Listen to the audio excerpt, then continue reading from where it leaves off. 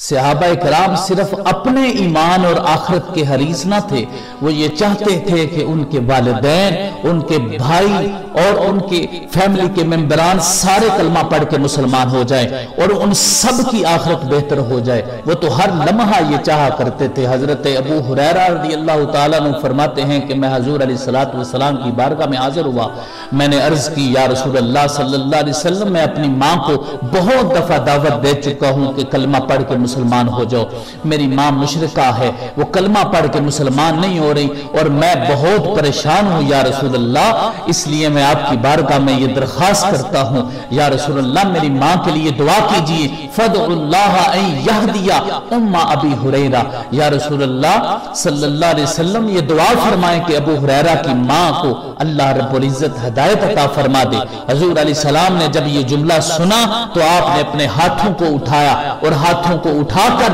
اللہ کی بارگاہ میں یہ عرض کی، اللہم اہدی ام ابی ہریرہ، اے اللہ ابو ہریرہ کی ماں کو ہدایت عطا فرما دے۔ جب حضور علیہ السلام نے یہ دعا کی، حضرت ابو ہریرہ رضی اللہ تعالیٰ نے اسی وقت یہ خوشخبری لے کر اپنے گھر کی طرف دوڑے کہ جاؤں اور جا کر اپنی ماں کو یہ خوشخبری سنا دوں۔ حضرت ابو ہریرہ فرماتے ہیں کہ جب میں اپنے دروازے کے پاس پہنچا، میرے قدموں کی آہٹ کو میری ماں نے سن کر یہ جملہ بولا، یہ کہا مکانک یا ابا ہریرہ، اے ابو ہریرہ اپنی جگہ پر ٹھہر جاؤ۔ میں رک گیا، جب میں رکا تو میں نے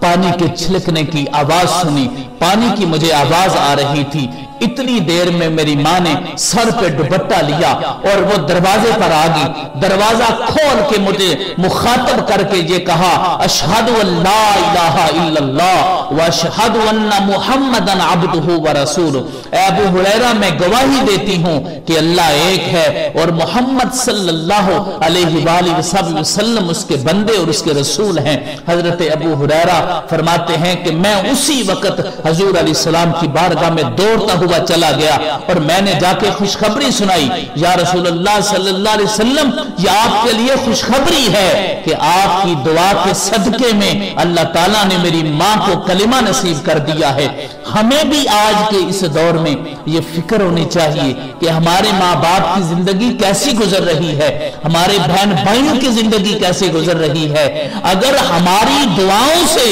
اور نیک لوگوں کے پاس جا کر ان کے لیے دعائیں کروانے سے ان کی زندگیاں اور ہماری زندگیاں بہتر ہو سکتی ہیں تو پھر اس سے بہتر کیا ہو سکتا ہے؟ لہٰذا ہمیں اپنے ایمان اور آخرت کی فکر کے ساتھ ساتھ اپنے گھر والوں کے ایمان اور آخرت کی فکر ضرور لاحق ہونی چاہیے۔